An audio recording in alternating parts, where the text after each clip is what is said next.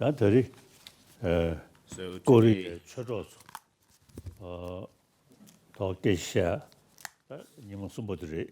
today is the third day of my discourse, talk to the Korean Lama friends.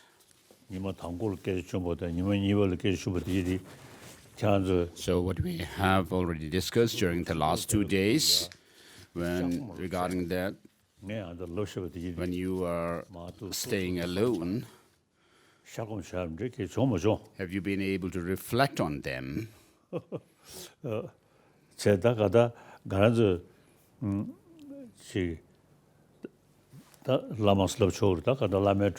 So you can call me your Lama or spiritual teacher. So when you receive some explanation of the teaching from your Lama, it should not just be left at that, hearing the teaching once, but you need to go over the teaching again and again, reflecting on them every day, so that whatever you have understood through listening to the teaching initially would become a conviction through familiarization, and therefore there would be transformation in your mind. This is going to happen, and therefore whatever you have heard, and you should reflect on them and also read other books or scriptures, so that what I have said, maybe there are some points which you will not find in the text. And then, as I am giving a brief explanation, you will also find more detailed explanation in the scriptures. So receiving teaching is not just about counting how many times you have received them, but the purpose is to make transformation in your mind. So regarding myself too, the stages of the path to enlightenment and so forth, I have received teachings on them since my childhood, and also received experiential guided instructions on them. But without giving thought to them, they don't have much impact on you. But as time went by, and I reflected on those teachings on Lamrim and so forth over and over again, and also compared the teachings with other treatises, and reading other treatises also complement those teachings. And therefore, through my familiarization, what has happened is that as soon as I wake up in the morning, I tend to say prayers such as long as space endures, as long as sentient beings remain, may I too remain to dispel the miseries of the transmigrators. And similarly, it is the case with emptiness, meditation, reflecting on emptiness, for which Master Nagarjuna says whatever is dependently arisen is said to be empty, and that is itself designated, and that is the middle way, and so forth. And then, with regards to the middle way view of emptiness, the Madhyamaka Avatara, as it is mentioned in the Madhyamaka Avatara, the four logical absurdities that would befall on someone who asserts the inherent existence in things, which is to say that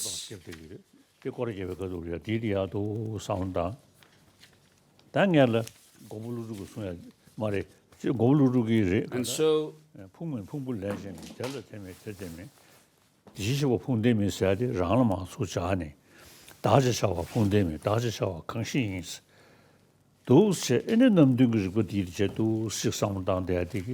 And then I could also reflect on verses from Mule Madhyamaka Karika, where the first verse from the 22nd chapter,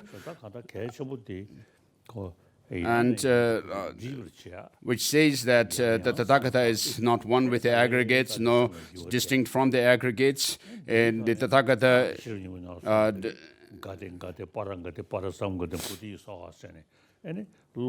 it does not is not based or on the aggregates, nor are the aggregates on him. When the Tathagata doesn't possess the aggregates, what else is the Tathagata, and so forth. And so through these kind of reflections, we could make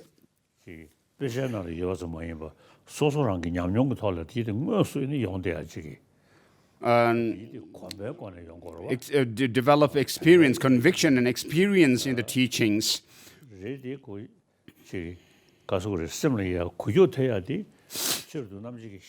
So the 4 points which are the 4 logical absurdities that would befall those who assert that things that things and beings are inherently existent, and that the noble being's mind, which is totally absorbed in emptiness, would be a destroyer of entities and things and beings. The conventional truth would withstand the analysis of a reasoning mind, probing its nature, that the absolute production of things cannot be denied, and that the Buddha's statement, phenomena lack self-existence, would not hold true. And so these quotations could be used to develop a conviction within ourselves. And so, with regard to the Heart Sutra,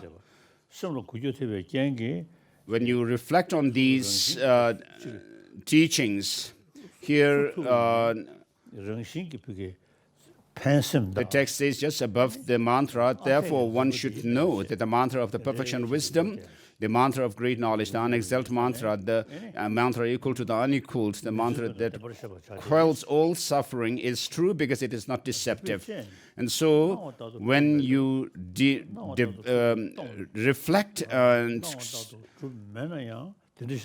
how things exist, that you will see that things do not exist the way they appear to us, and therefore there is because of this disparity between appearance and the truth, you will be able to see that things are like illusion, and therefore it is true because it is not deceptive. Therefore, the mantra of the perfection wisdom is declared that so I've explained it yesterday.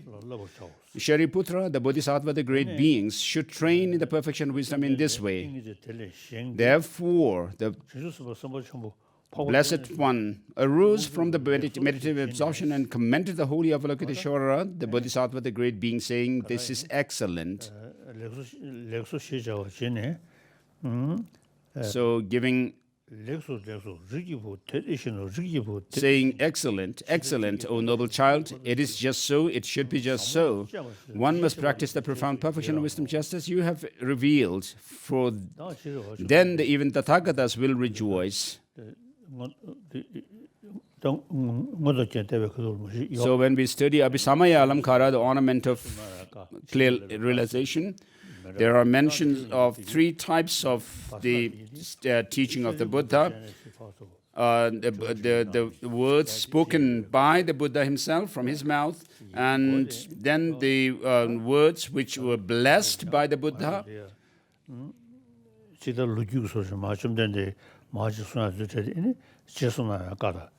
And then the words which were permitted by the Buddha.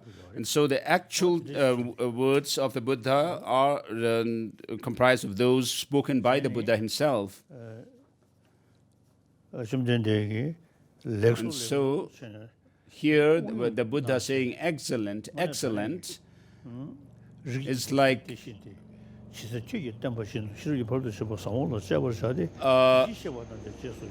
oh my. The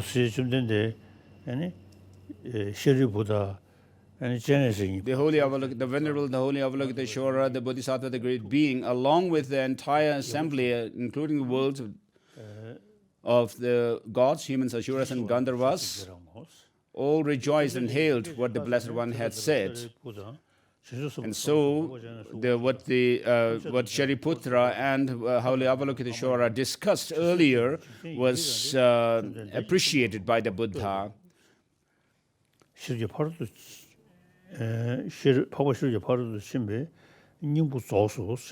So this completes the perfection of wisdom, the essence of the perfection of wisdom discourse. So the Four Noble Truths, as I've explained before, the Four Noble Truths which were taught during the first sermon of the Buddha is the initial teaching. And within that teaching, the Buddha stated the Four Noble Truths and went over the Four Noble Truths 3 times. First, teaching its nature, and then the functionality,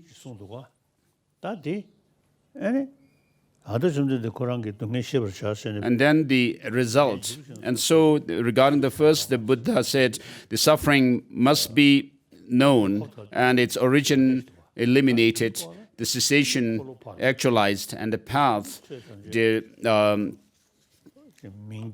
cultivated. So during the first teaching of the Buddha, during this Four Noble Truths, he didn't go into the details of selflessness, but during the second turning of the wheel of Dharma, he went deeper into the teaching of how things do not exist inherently. And so the teaching on emptiness is given in great detail during in the sutras, in the Perfection of Wisdom Sutras. So when you read the sutras, you'll find sometimes they are quite repetitive. For example, if you read the 8,000 lines of Pranyaparamita or the 25,000 lines, you will find such repetitions.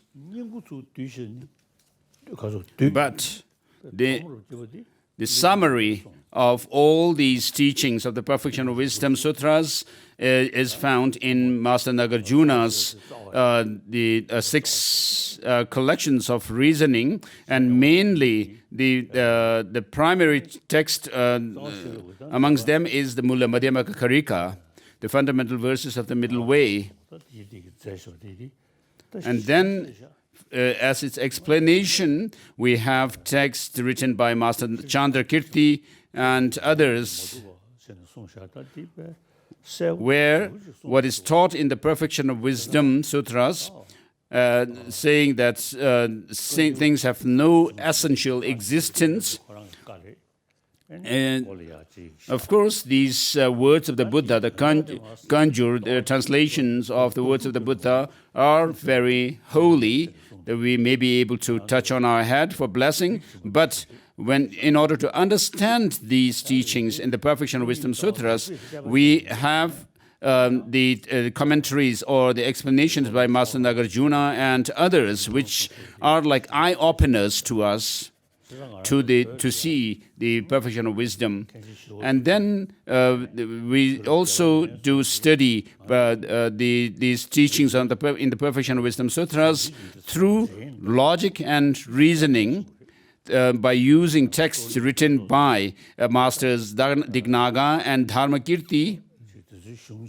And so these are very important texts. And so you, Korean Dharma brothers and sisters, could also study these texts. When it comes to using logic and reasoning, you need to use Dignaga and Dharmakirti's texts, which is very important. You must study them. And if you have this tool of logic and reasoning, you'll be able to demonstrate the truth of the teaching of the Buddha through reason. And especially today, when in quantum physics, they say that things have no objective existence. When you break things up into their parts, down to the subatomic particles. And so they say nothing can be found to have any objective existence. And so today's science, what they explain, and we can actually have exchange with scientists so that they also learn a lot from us regarding mind and emotions. So the system of mind and emotions, or psychology, and then so the scientists learn a lot from us. And then with regard to matter and quantum physics, we can actually explain about what the quantum physics says from the perspective of the Madhyamaka view as well.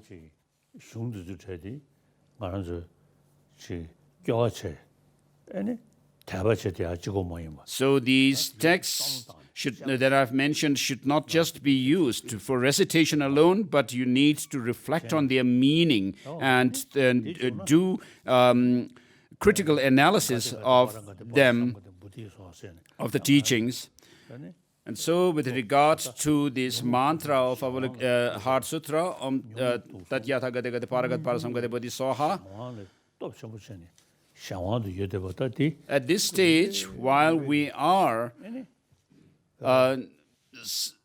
swayed by the mental afflictions, which are very powerful in us, at this stage, as the 400 verses says, so in any way, just as the physical faculty permeates all other faculties, sensory faculties, likewise, ignorance or confusion permeates all other mental afflictions. And if you see dependent origination, this ignorance will not arise. And therefore, one should, right at the outset, explain this alone, so that whatever appears to us, all these different forms, different sounds, smells, and so, taste, and so forth, and touch, you'll be able to see that they do not exist the way they appear to us, but they do exist by way of designation. So, though things appear as if they have some objective existence, they do not exist that way. And therefore, with that understanding, you'll be able to counter your clinging to this objective, independent existence in things as well.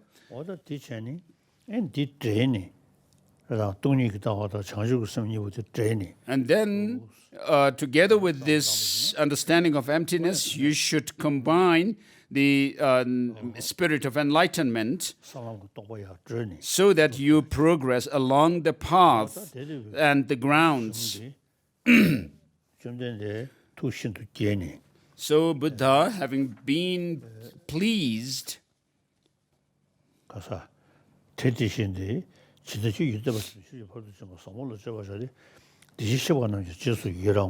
so he said, it should be just so, one must practice the profound perfection of wisdom just as you have revealed. For then even the Tathagatas will rejoice. As the Blessed One uttered these words, the Venerable Shariputra, the holy Avalokiteshvara, the Bodhisattva, the great being, along with the entire assembly, including the worlds of gods, humans, Asuras, and Gandharvas, all rejoiced and hailed what the Blessed One had said. And so this completes the essence of the Perfection of Wisdom Sutra. So this is a short teaching on the Heart Sutra.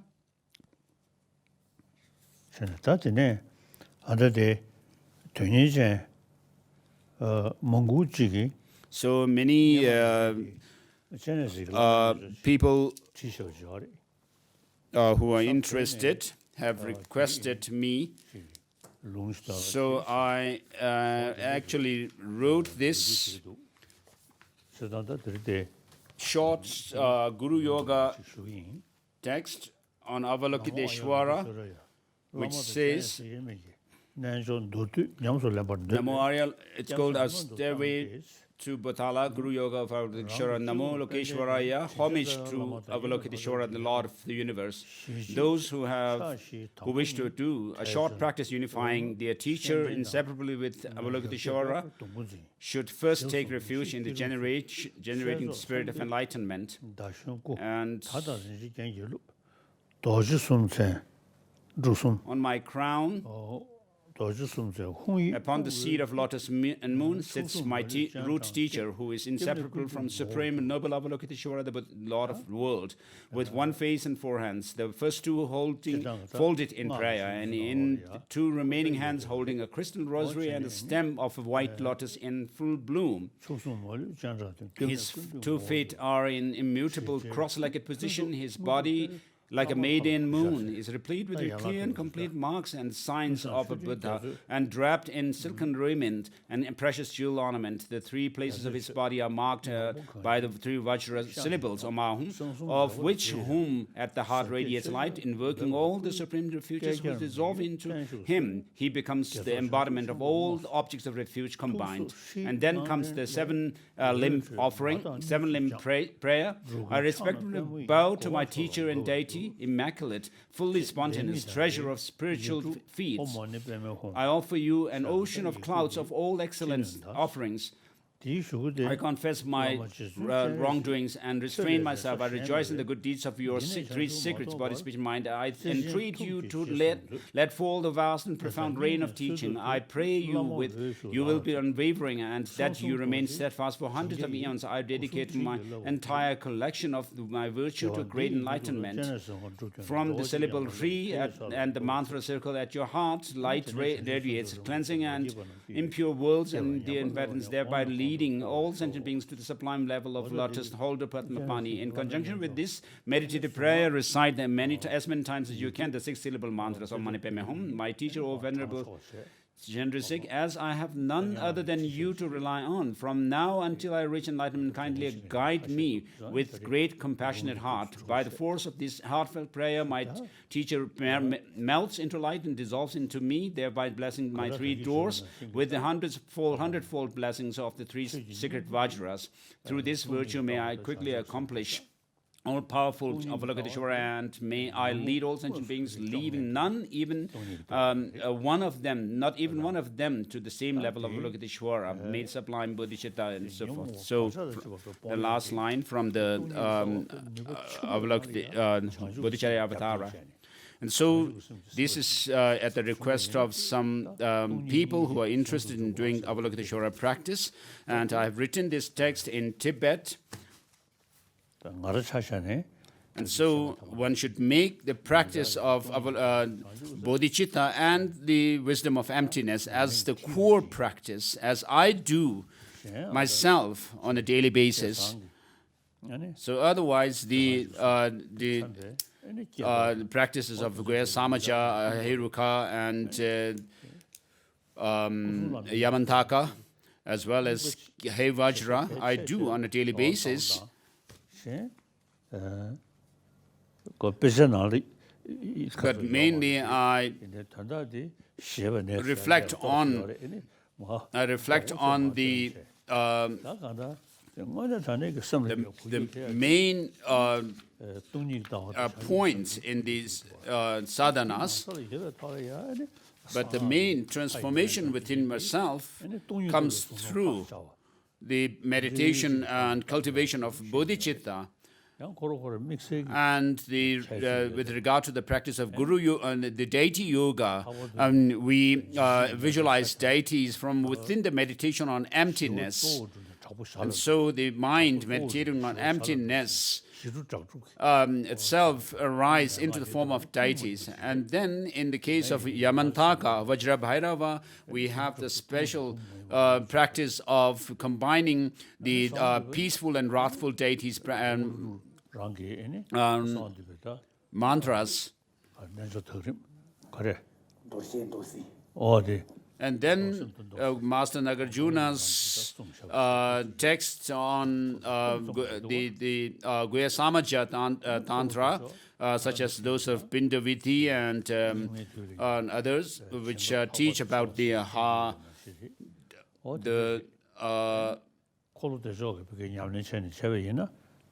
generation stage and the completion stage practices. And then with regard to Heruka practice, there are those of the 24 special sites. So, of course, they have special blessings when you do such practices on, the practice on Heruka. With regard to Vajrabharava, the main practice comes within the combination of the wrathful and the peaceful mantras, of the mantras of the peaceful and wrathful aspects of the deity. So otherwise, it is said that when other deities see Vajrabhairava, even if they may be fierce-looking, holding, wielding all kinds of weapons, when they come in before Vajrabhairava, all they will drop those weapons. Yeah. So next we'll have the Bodhichitta Ceremony. So on a daily basis, I recite the text for Bodhicitta and take Bodhisattva vows every day.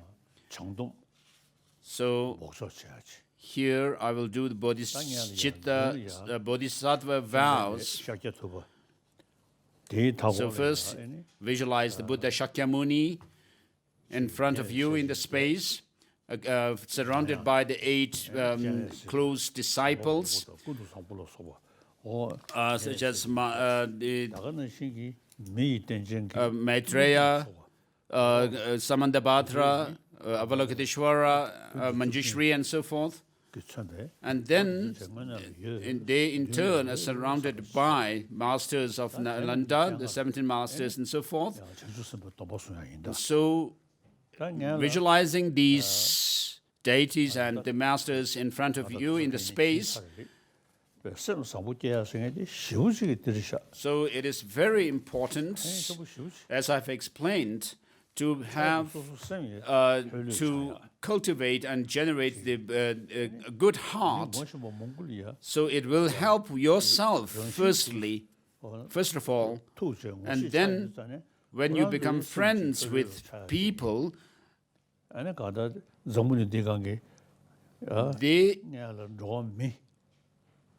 they also feel good when they are around you. So when you think of helping and serving all other beings,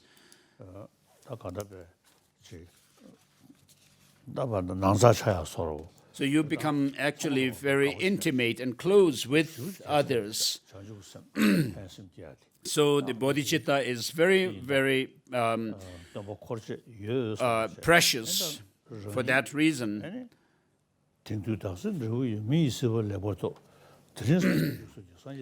And then, as it is said in Bodhisattva Charyavatara, today my life has borne fruit. I have retained an excellent human existence. Today I am born into the Buddha's family, and now I have become a Buddha's child.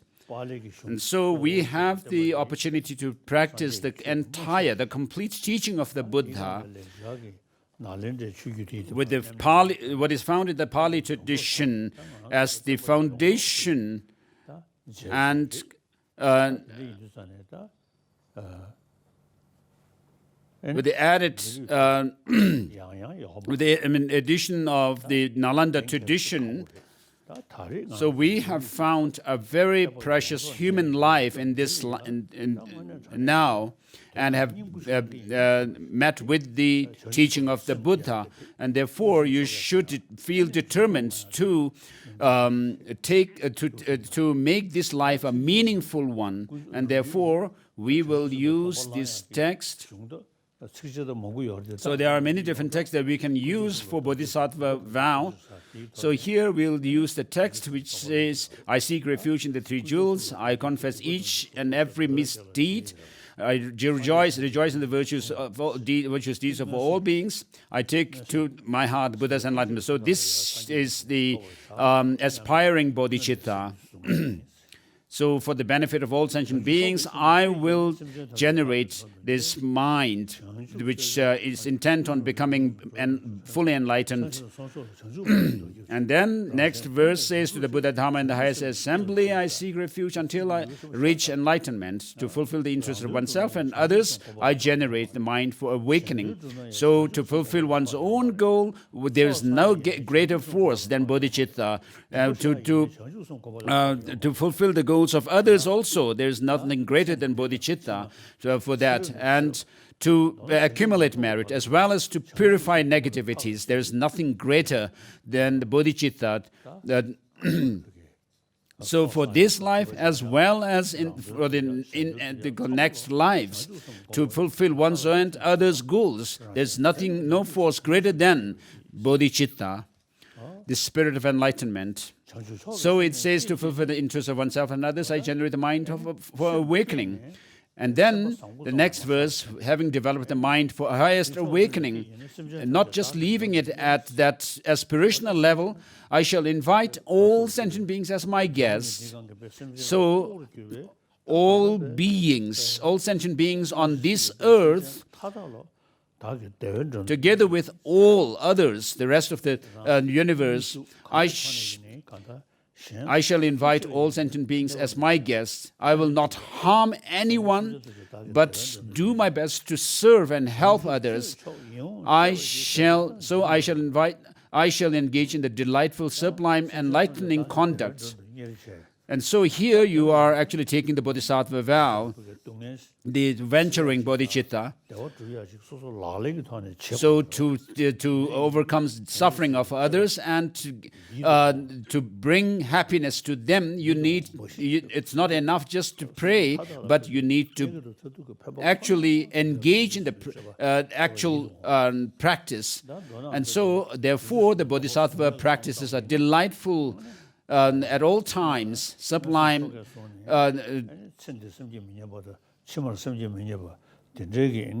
And so you should reflect on the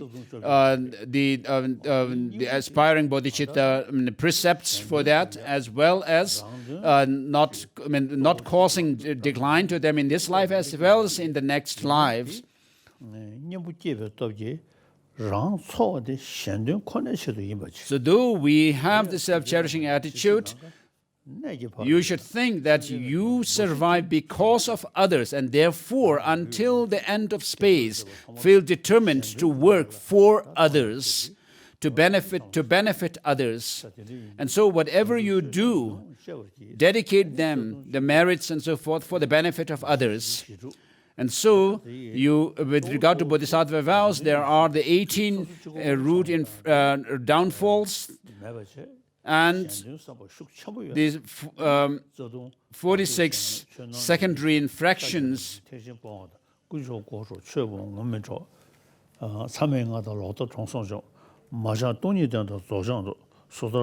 So, as it is found in the section Guru Yoga,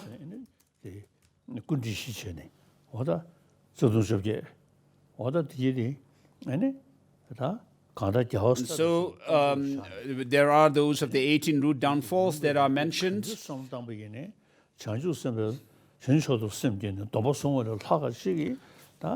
Not disparaging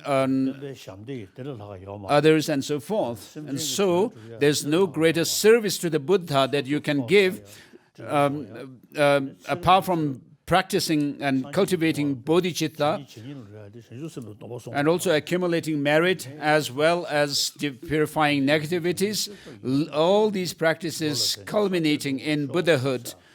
And therefore you say, may I become a Buddha for the benefit of all sentient beings. Here you are generating bodhicitta.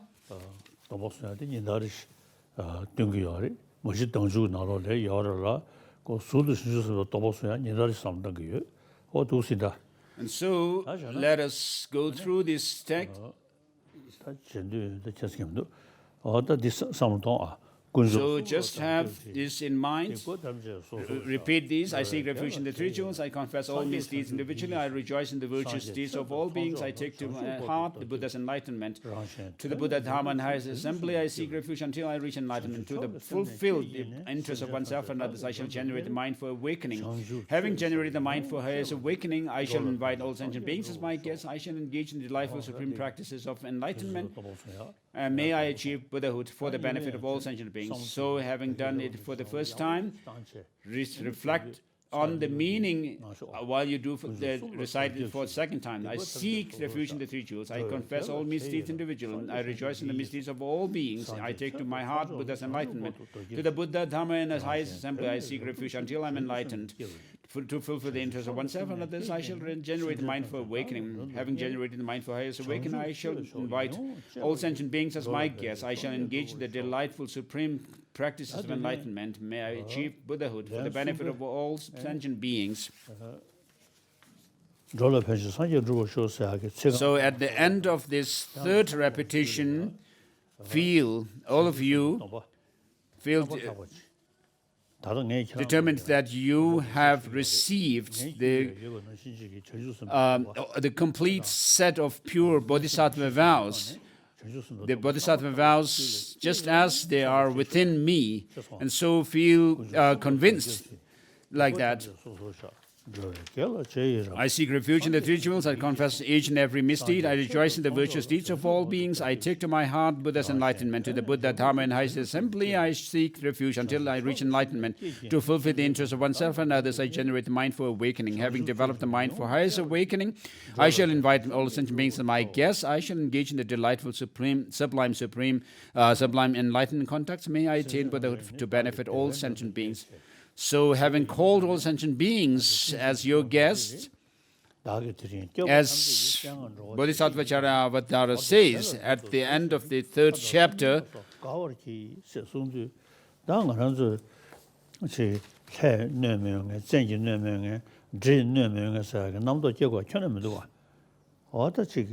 so you do not need to be apprehensive if the certain beings would harm you or not.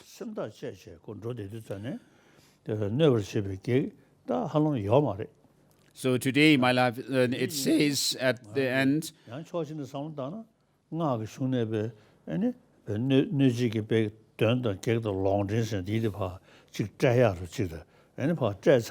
so you should not be apprehensive about other beings, whether they would harm you or not. Of course, in the tantric rituals, you've come across practices where you dispel or shoo away what are known as evil beings. But Tantra is, of course, meant for specific disciples, for certain purpose. But the general structure of the teaching of the Buddha is something incredible. So here, with regard to the Bodhisattva practices, we are saying that I will practice do practice of Bodhisattvas to benefit all sentient beings.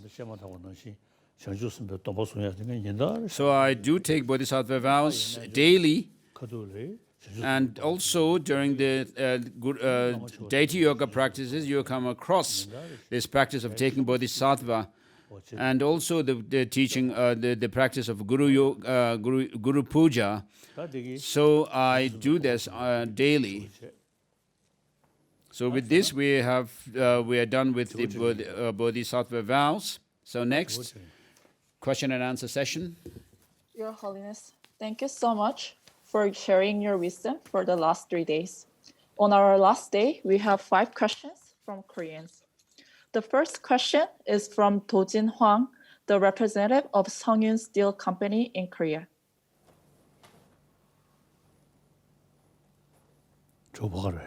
존자님, 복설하심에 수의 찬탄합니다. 만승강하옵소서.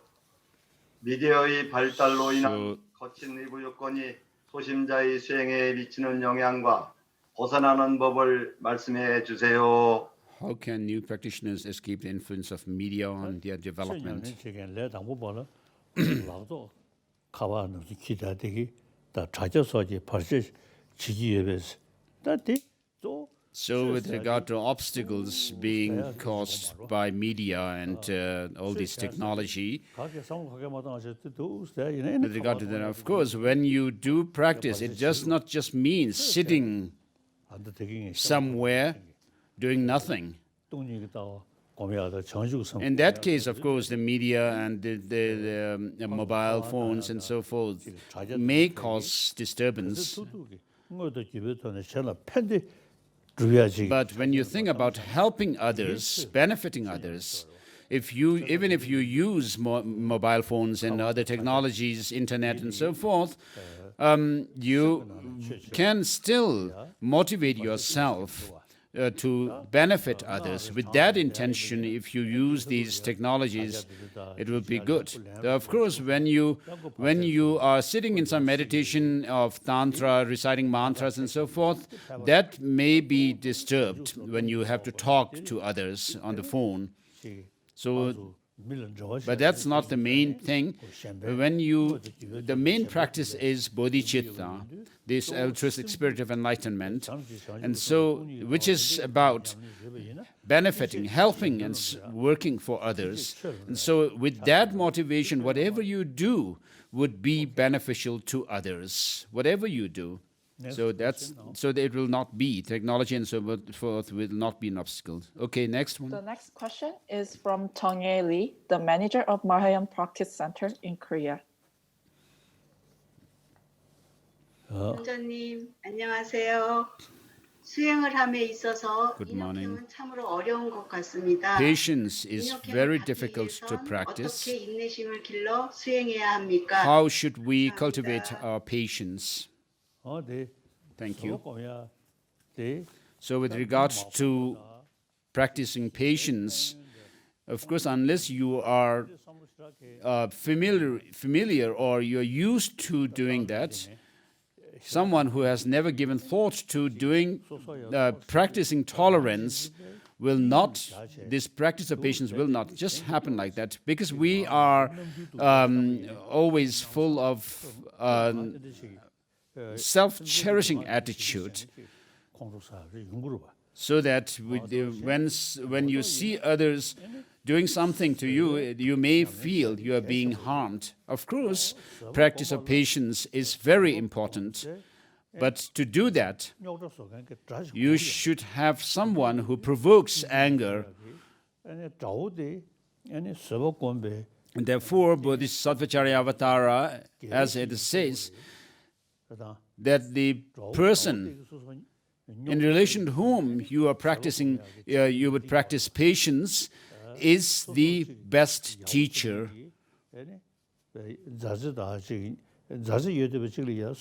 So you will not be able to practice. You will not practice patience in relation to someone who is near and dear to you, but someone who actually causes problems and difficulties to you, gives you, that adversary would give you the opportunity to practice patience, and therefore you will be able to feel grateful for them for giving this opportunity to practice patience.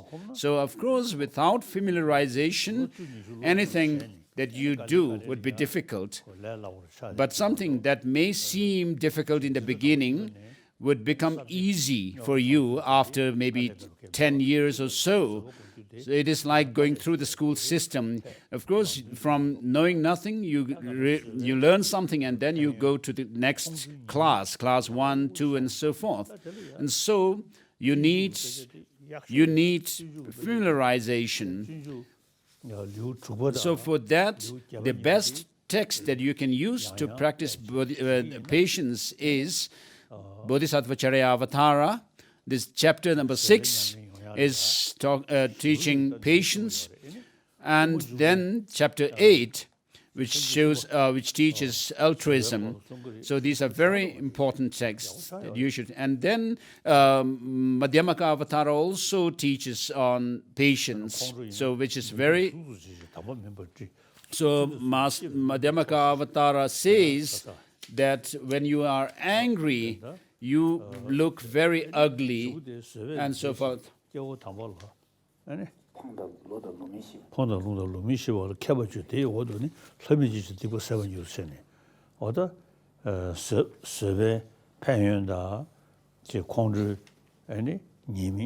So it says, forbearance, even dedicated towards perfect Buddhahood, is mundane.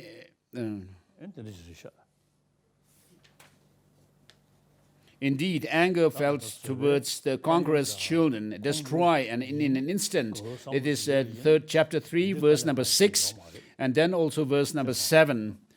And so, through familiarization, of course, nothing will be difficult in the end. The question will be provided by Ji-young S님, the abbot of Bogangsa Temple. 달라이 라마 존자님의 자비하신 가르침에 깊은 감사를 드립니다. 질문 드리겠습니다. 코로나 바이러스가 길어지고 있는 상황에서 So how can one overcome the emotional hardships due to the prolonged duration of the COVID-19 pandemic? 인내의 시간 속에서 어떠한 가르침에 의지해서 극복해 나아가야 하는지에 대해 말씀해 주시면 감사하겠습니다.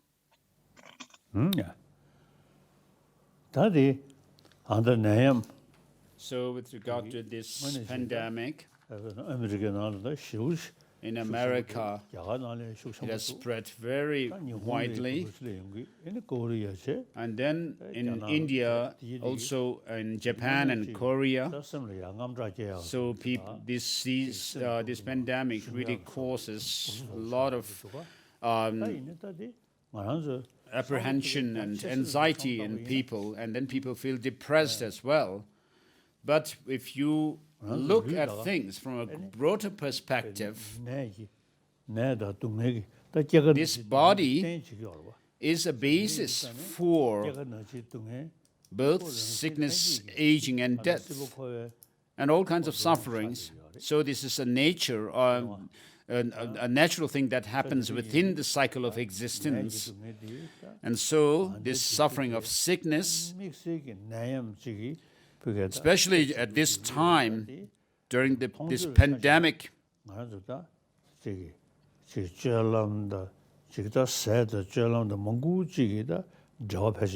so this has also to do with our own lifestyle,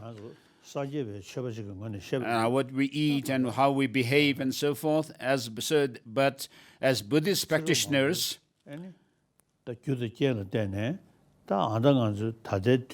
the causes and conditions that we have created over many lifetimes may have also to do with this kind of pandemic now.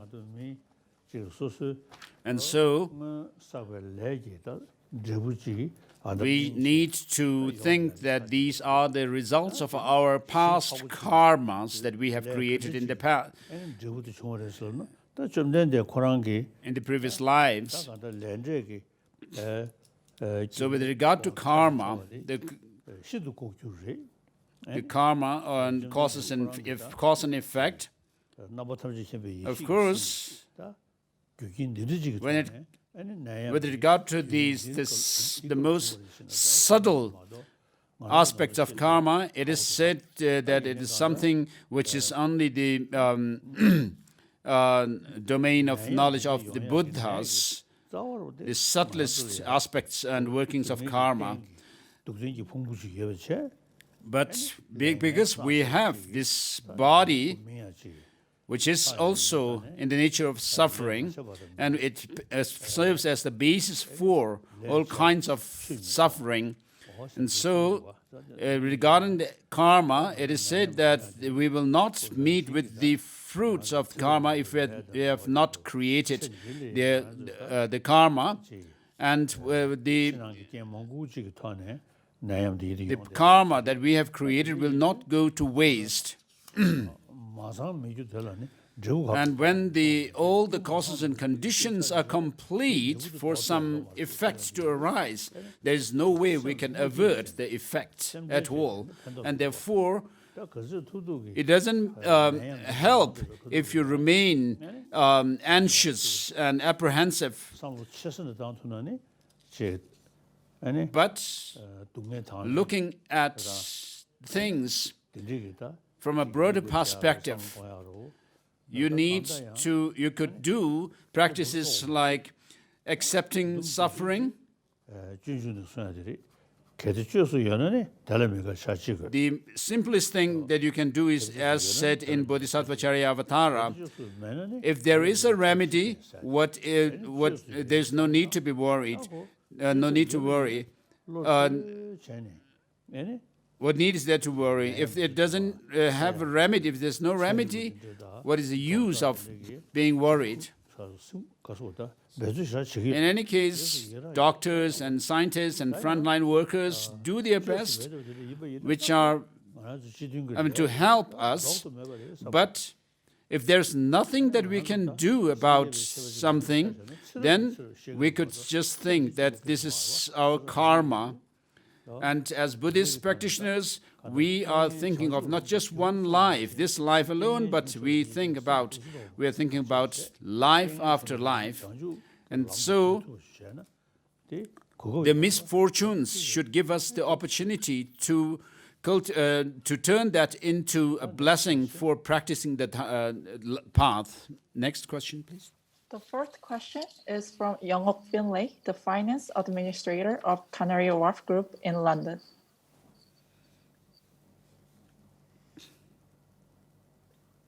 우선 저희들에게 전자님 법문을 있게 해주신 여러분들께 감사드립니다. 저희 질문은 진정한 보살행을 행하기 위해 I want to practice real equality for the practice of bodhisattvas. Letting go of materialism has not been out of reach, but I'm finding it challenging to not focus solely on my own children. 챙길 수가 있을까요? What can I do to be able to treat all children as equals?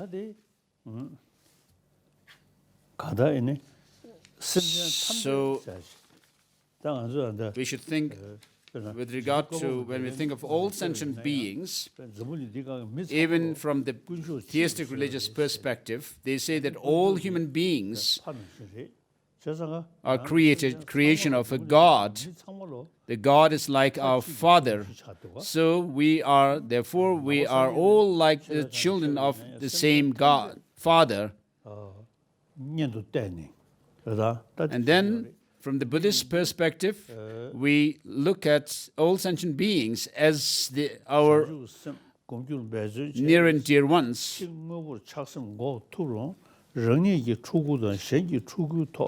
Someone is reading the question in Tibetan. So, of course, there's having an equanimity or equal attitude towards all children will not just come just like that.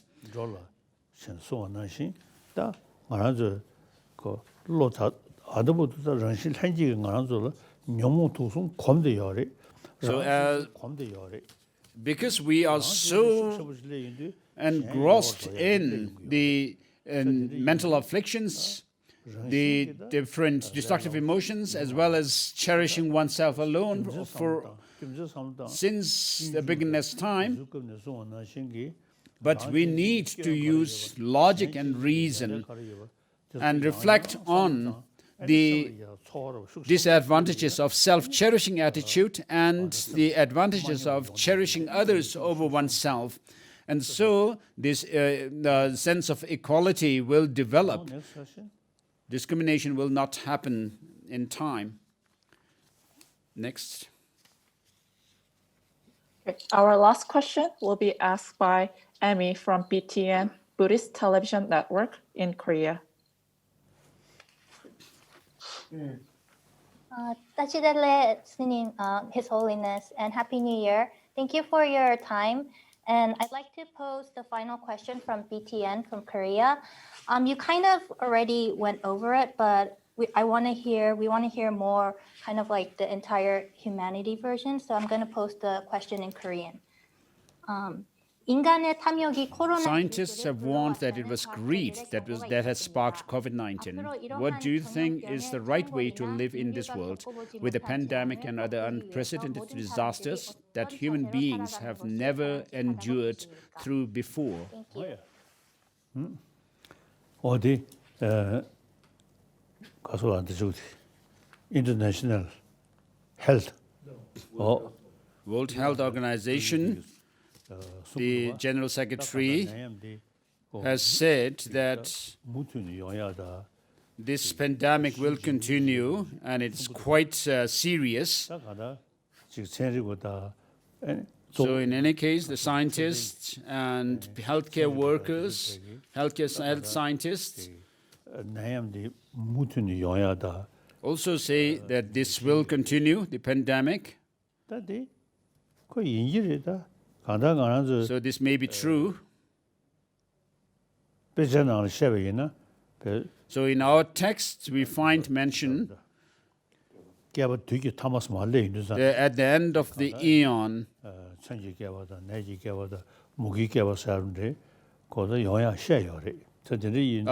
there are the destruction through the weapons, fire, famine, and so forth. And so, in any case, in the end, this world and the universe will go away. So this is a natural process.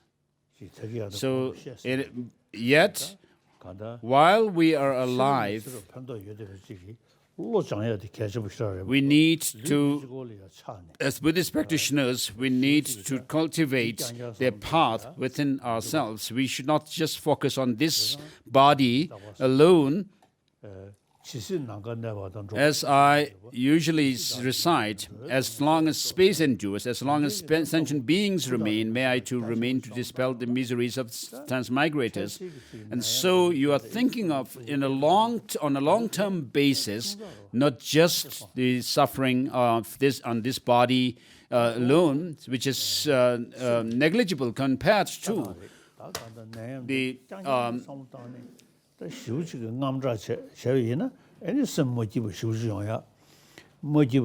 long-term effects. So if you remain anxious and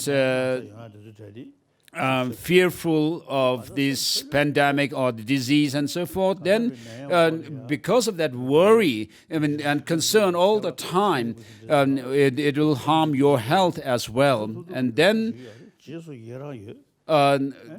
things will go down.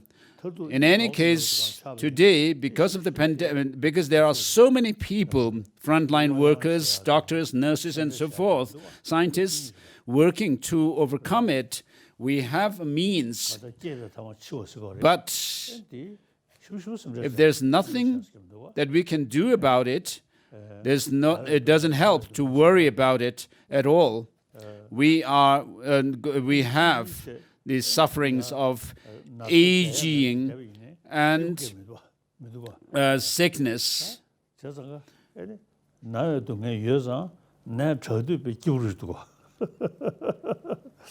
So because there is suffering of sickness and disease, when you are cured of this disease, you feel happy.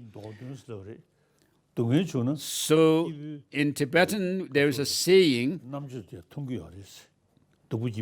so suffering actually is a cause that shines out your happiness.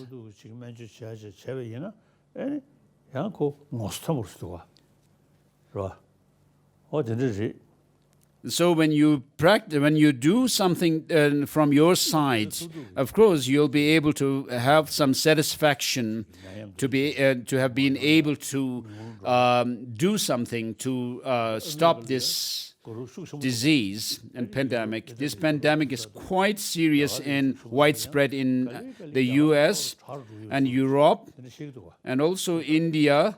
It is said that the situation is getting better in India. So there are researchers, scientists who are doing research on this, on the vaccine and so forth. And so, as I said before, if there's no remedy, what need is worrying about it? And what use is? 선자님 말씀 너무나 감사합니다. 한국 불자들과 국민들께서 많은 위로를 받고 감동스럽게 많은 분들이 잘 들어주셨습니다. 저희를 위해서 힘쓰신데도 힘드신데도 법문을 해주신 진심으로 큰 감사를 드립니다. 코로나 때문에 비대면으로라도 뵙고 법을 들을 수 있어서 너무나 행복합니다. 오랫동안 저희 곁에 계셔서 So thank you so much, Your Holiness. Many Buddhists and people in Korea have been touched by your teachings. We are sincerely thankful for the teachings that Your Holiness has given us during this hard time. Although it is through online meeting, we must say we are really happy to meet you and listen to your teachings. I wish Your Holiness to stay long with us, to lead us on the right path. Hope to see you often. Please stay healthy, and I'll request for another teaching. Again, thank you. So we know we have known each other for a long time now, and of course you are taking a lot of interest and doing your best. Of course, at this stage of pandemic, we are not able to meet in person, but the purpose of our life is, and giving teachings is to for inner transformation to our mind, and so we can continue with meeting online and have teachings. So I am sure we'll have more opportunities in the future also to have this kind of virtual teachings. So be happy. This is dedication from the Samandabhadra prayer. Oh yeah. Touché. So thank you.